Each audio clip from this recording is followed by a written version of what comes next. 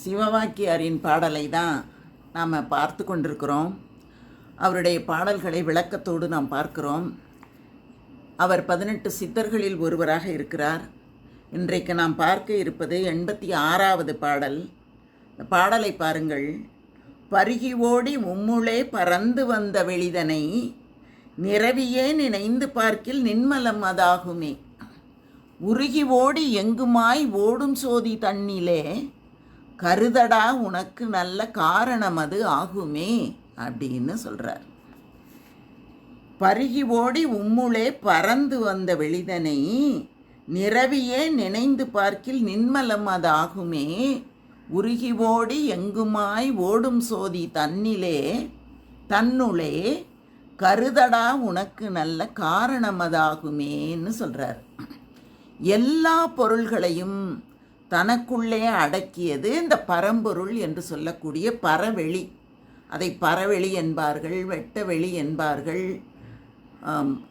அண்டம்னு சொல்லுவாங்க, பிரபஞ்சம்னு சொல்லுவாங்க. இப்படி இந்த வெளி தான் எல்லா பொருள்களையும் தனக்குள்ளே அடக்கி இருக்கிறது. அந்த அடக்கி இருக்கக்கூடிய அத்தனை பொருள்களின் அணுக்களும் உன்னுடைய உடம்புக்குள்ளே அடங்கி இருக்கின்றன. உன்னுடைய உடம்பிற்குள்ளே அது இருக்கிறது. அதையே நீ நீண்ட நேரம் நினைத்து தியானம் செய்யும்போது உனக்கு குற்றமில்லாத தூய்மையான உணர்வு உண்டாகும் அப்படின்னு சிவவாக்கியார் குறிப்பிடுறார். நிரவுதல் அப்படின்னா எல்லா இடங்களிலேயும் பரப்புதல், பரவுதல் அப்படின்னு பொருள். அந்த மாதிரி நாம் பார்க்கும்போது நமக்கு தூய்மையான ஒரு உணர்வு இருக்கும். இறைவனை தூய உணர்வினன் ஆதல் அப்படின்னு குறிப்பிடுவாங்க. அது ஒரு தன்மை இருக்கு அவருக்கு.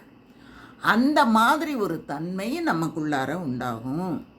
எங்கும் பறந்து ஓடும் பரம்பொருளாகிய ஜோதி. பறந்து அப்படின்னா ரெக்கை விரித்து கொண்டு பறந்துன்னு இல்லை. பறந்து அப்படின்னா எல்லா இடங்களிலேயும் பரவி, அந்த பரவி இருக்கக்கூடிய ஜோதி என்பது உனக்குள்ளேயும் இருக்கிறது அப்படிங்கிறத நாம் புரிந்து கொள்ளணும். ஒரு சாதாரணமாக நம்ம சொல்லுவோன்னா நம்முடைய உடல் முழுவதும் துவாரங்கள் இருக்கின்றன. அதுதான் நம்ம வேர்வை துவாரங்கள் நமக்கு தெரியும். எல்லா இடங்களிலேயும் ரோமக்கால்கள் இருக்கின்றன. அந்த இடங்கள் எல்லாமே ஒரு துவாரம்தான். அது உடலிலே வெப்பம் அதிகமாகும் போது அது வியர்வையாக வெளியேறுகிறது. அப்படியெல்லாம் நம்ம படிச்சிருக்கோம் தோலை பற்றி படிக்கும்போது. அப்போது உள்ளுக்குள்ளார ஊடுருவி இந்த ஒளி என்பது நம் உள்ளே எல்லாம் ஊடுருவி தான் போய்கொண்டிருக்கிறது. ஆனால் அது நம்மால் பார்க்க முடியாததாக இருக்கிறது. அப்படி இந்த பிரபஞ்ச ஒளி என்பது நம்முடைய உடலுக்குள்ளே எல்லாம் ஊடுருவி செல்லக்கூடியது. அந்த ஜோதி உனக்குள்ளேயும் இருக்கிறது என்பதை நீ உணரணும். உணர்ந்தால்தான் நாம் அதற்கான செயல்களை செய்ய முடியும். இதில் உணர்வு என்பது தான் மிக மிக முக்கியமானது அப்படின்னு இந்த இடத்துல குறிப்பிடுறார். அடுத்தது பாருங்களேன், 87வது பாடல்.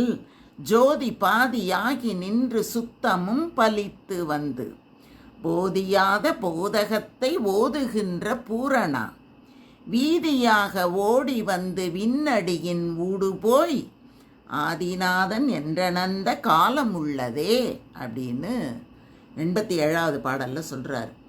இந்த தட்சிணாமூர்த்தி கடவுள் அப்படிங்கிறத நம்ம எல்லா கோயில்கள்லையும் பார்க்கலாம். ஒரு ஆலமரத்தின் கீழே அவர் அமர்ந்திருப்பார். அவருக்கு முன்னால் 4 சீடர்கள் இருப்பாங்க. அவரை என்ன சொல்லுவாங்கன்னா சனந்தர், சனகர், சனக்குமாரர் அப்படின்னு, சனாதனர் அப்படின்னெல்லாம் சொல்லுவாங்க. 4 பேர் உட்கார்ந்துருப்பாங்க. தட்சிணாமூர்த்தி கடவுள் பேச மாட்டார். பாதி கண்கள் திறந்த நிலையில் அவர்களை பார்ப்பார். அவங்களும் பார்ப்பார்கள், கண்களை மூடிக்கொண்டிருப்பார்கள்.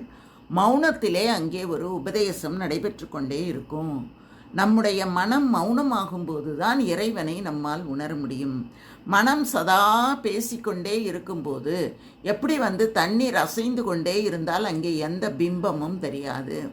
அசையாமல் தண்ணீர் இருக்கும்போது தான் அங்கே எல்லா விதமான பிம்பங்களையும் மேலே இருந்து பிரதிபலிக்கும், கீழே இருக்கக்கூடியதையும் பார்க்க முடியும். அந்த மாதிரி ஒரு நிர்மலமான ஒரு மனது, அந்த மாதிரி ஒரு மௌனம், ஒரு தியானம் வேணுங்கிறார்.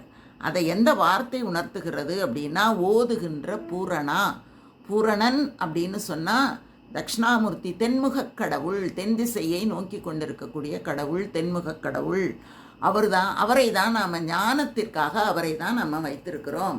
அவர்தான் ஞானத்தை உபதேசித்து கொண்டிருக்கிறார். இந்த உலகம் முழுவதும் ஜோதி வடிவமாக இருக்கிறது.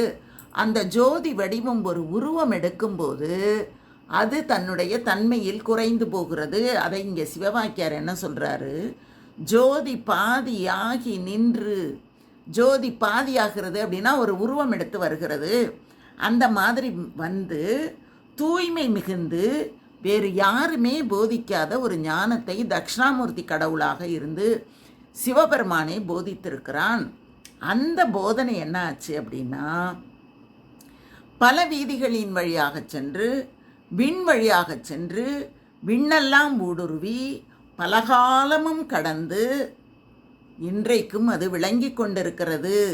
அப்படின்னா அந்த நிலை, நாம் அந்த தியான நிலையிலே, அந்த மௌன நிலையிலே, மனதிலே ஒரு அமைதியான ஒரு நிலையிலே இருக்கும்போது அந்த தென்முகக் கடவுள் உபதேசித்த அந்த ஞானம் நமக்குள் தோன்றும் அப்படிங்கிறத இந்த இடத்துல அவர் சொல்கிறார். அனந்த காலம் உள்ளது அது. அவர் சொன்ன அந்த உபதேசம் காலம் காலமாக இங்கே இருந்து கொண்டே இருக்கிறது. அதனால் அது உனக்கு புரிய தொடங்கும் அப்படின்னு அந்த பாடலில் சொல்கிறார். அடுத்தது 88வது பாடலில் சொல்கிறார் பாருங்க, இறைவனால் எடுத்த மாட தில்லை எம்பலத்திலே அறிவினால் அடுத்த காயம் அஞ்சினால் அமர்ந்ததே. அஞ்சினால்னா பயம் இல்லை, 5ங்கிற பொருள். கருவில் நாதம் உண்டு போய் கழன்ற வாசல் 9 ஒருவராய் ஒருவர் கோடி உள்ளுளே அமர்ந்ததே அப்படிங்கிறார். இறைவனால் எடுத்த மாட தில்லை அம்பலத்திலே அறிவினால் அடுத்த காயம் அஞ்சினால் அமர்ந்ததே. கருவில் நாதம் உண்டு போய் கழன்ற வாசல் 9 ஒருவராய் ஒருவர் கோடி உள்ளுளே அமர்ந்ததே அப்படின்னு சொல்கிறார். இறைவனால் எடுத்த மாடங்கள் நிறைந்த இந்த தில்லையம்பலம், ஏன்னா அங்கே தான் ஆகாயத்தலமாக சிவபெருமான் இருக்கிறார். இப்போ ஆகாயம் என்பது தானே உருவாக்கியது. அதனால தான் அங்கே என்ன பண்ணுறாங்க, உருவாக்கப்பட்ட மாடங்கள் அப்படின்னு சொல்லுவது நிறைந்த அந்த தில்லை அம்பலத்திலே அது யாரால் உருவாக்கப்பட்டதுன்னா இறைவனால் தான் உருவாக்கப்பட்டது. அப்படின்னா அங்கே கோயில் கட்டினவங்களாம் மனிதர்கள் இல்லையா அப்படின்னா, ஆகாய தலம் என்று சொல்வதனால அது இறைவனால் உருவாக்கப்பட்டது. அங்கே அறிவினால் அடுத்த காயம் அஞ்சினால் அமர்ந்தது. அறிவு உள்ளடங்கிய இந்த உடலிலே இயற்கையிலேயே பேரறிவு என்ற ஒன்று உள்ளே இருந்து கொண்டு நாம் எவ்வளோ உயரம் வளரணும், என்ன மாதிரி வளரணும், எவ்வளவு குண்டாக இருக்கணும். சில பேர் எவ்வளோ சாப்பிட்டாலும் ஒல்லியாக இருப்பாங்க, சில பேர் ஒன்றுமே சாப்பிட்லனாலும் குண்டாக இருப்பாங்க.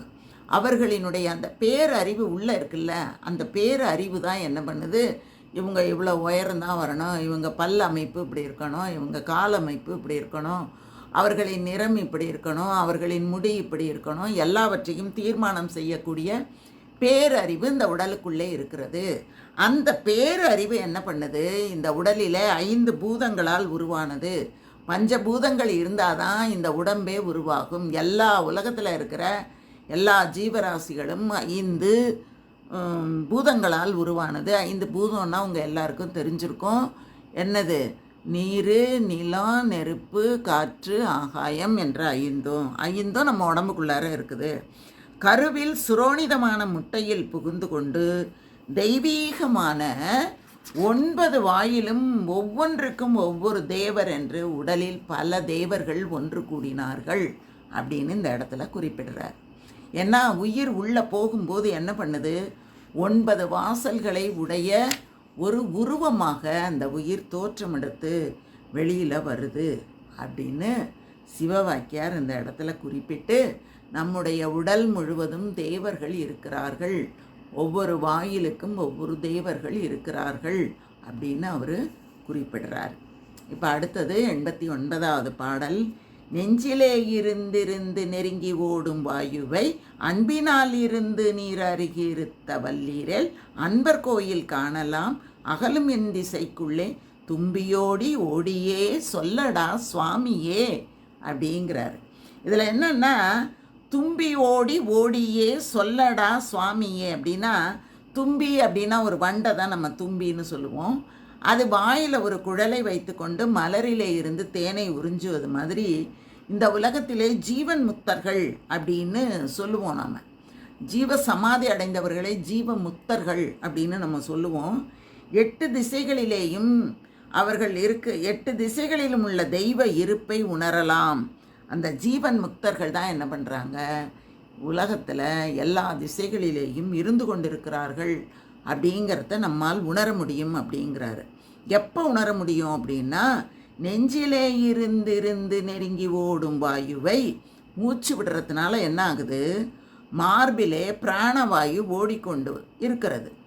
இந்த பிராணவாயுவை நாம் பிராணாயாமம் பண்ணி நம்ம அருகிலே இருக்க நாம் செய்வோமே. ஆனால் அந்த மாதிரி நாம் செய்யும்போது பிராணாயாமம் பண்ணி அது நம்முடைய அந்த பிராணன் இருக்கிற மாதிரி நாம் செய்ய வல்லவர்களானால் நமக்குள்ளார இருக்கக்கூடிய கோயிலை நம்மால் காண முடியும். எல்லா இடங்களிலேயும் தும்பி மாதிரி ஓடி தெய்வத்தை உணர முடியும். தெய்வத்தை உணர்ந்து தெய்வமாகவே வாழ முடியும் என்று சிவவாக்கியார் குறிப்பிடுறார். அடுத்த பாடல் பாருங்க. தில்லையை வணங்கி நின்ற தெண்டனிட்ட வாயுவே, எல்லையை கடந்து நின்ற ஏகபோக மாய்கையே, எல்லையை கடந்து நின்ற சொர்க்கலோக வெளியிலே, வெள்ளையும் சிவப்புமாகி மெய்கலந்து நின்றதே அப்படின்னு சொல்கிறார். வெள்ளையும் சிவப்புமாகி மெய்கலந்து நின்றதே. இதுக்கு கூட சொல்லுவாங்க, கோயில் சுவர்களிலே வெள்ளை நிறமும் சிவப்பு நிறமும் அடித்திருப்பார்கள். அதுக்கு கூட இது ஒரு காரணம் அப்படின்னு பெரியவர்கள் சொல்லி நான் கேள்விப்பட்டிருக்கேன்.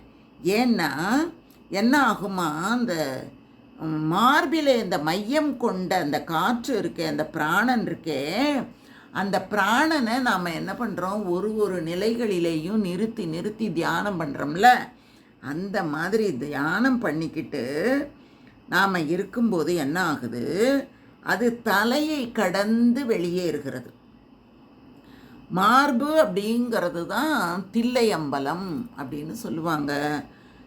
சிலர் என்ன சொல்லுவாங்க அப்படின்னா, அந்த காற்று அந்த இடம் நம்ம மூலாதாரம் அப்படிங்கிறது மண், சுவாதிஷ்டானம் அப்படிங்கிறது நீர், வயிறு இருக்க அதை நாம் என்ன சொல்லுவோன்னா மணிப்பூரகம் அப்படின்னு சொல்லுவோம். அது நெருப்பு, மார்பு பகுதியை காற்று அப்படின்னு சொல்லுவோம். இது தொண்டை பகுதியை ஆகாயம் அப்படின்னு சொல்லுவோம். இந்த மாதிரி ஒவ்வொரு பூதங்களுக்கும் ஒரு இடத்தை நாம் குறிப்பிடுவோம். இவர் என்ன சொல்கிறாரு, மார்பில் மையம் கொண்ட வாயு, அதை தான் அவர் குறிப்பிடுறார். அந்த மாதிரி அந்த வாயு என்ன பண்ணுது, தலையாகிய எல்லையை கடந்து செல்லும் பொழுது அது என்ன ஆகும்னா வெள்ளை நிறமாகவும் சிவப்பு நிறமாகவும் நமக்கு தோன்றும். அந்த தியானம் பண்ணும்போது அந்த நிறம் நமக்கு தோன்றும். அதை அபிராமி அந்தாதியில் கூட குறிப்பிடுவாங்க. கண்களை மூடி அபிராமியை வணங்கும்போது நம்முடைய கண்களிலே ஒரு மாணிக்க சிவப்பு நிறம் தோன்றும் அப்படின்னு சொல்லுவாங்க. அந்த மாதிரி நம்முடைய தலையை கடந்து போகும்போது வெள்ளையும் சிவப்பும் ஒளியாக போகும். அதுதான் சொர்க்கலோக வெளி என்று சிவவாக்கியார் குறிப்பிடுறார். தில்லை அப்படிங்கிற பகுதியை நாம் அநாகதம் அப்படின்னு சொல்லுவோம். மார்பு பகுதி இருக்குல்ல, அதை அநாகதம். அது ஒவ்வொருத்தர் ஒரு விதமாக சொல்கிறாங்க. அது காற்று அப்படின்னு சொல்கிறாங்க, ஆகாயத்தலம் அப்படின்னு சொல்கிறாங்க, அதை இதய பகுதி அப்படின்னு இவர் சிவவாக்கியார் குறிப்பிடுறாரு. அந்த அநாகதம் அப்படிங்கிற அந்த இதய பகுதியில் பிராணாயாமத்தை நாம் நிறுத்தி வணங்கி நாம் வழிபட வேண்டும் அப்படின்னு சிவவாக்கியார் குறிப்பிடுறார். அதனால் நாம் தொடர்ந்து இத்தகைய செய்திகளை கேட்கும்போது நமக்கு வயது கூட கூட அனுபவம் மெருகேற இறைவனின் பேரருளும் நம்மோடு சித்திக்க தொடங்குமானால் இதற்கான பொருள்கள் புரிந்து நாமும் இறைவனோடு இரண்டர கலந்து பேசும் நிலையை அடைய முடியும் என்பதையெல்லாம் இந்த சித்தர்கள் நமக்கு குறிப்பிடுகிறார்கள். இந்த மாதிரி பாடல்களை நாம் தொடர்ந்து கேட்கும்போது அது நமக்கு ரொம்ப நல்லது. ஓம் நம சிவாய. நீங்கள் தொடர்ந்து இந்த சிவவாக்கியாருடைய பாடல்களை கேளுங்க. நன்றி, வணக்கம்.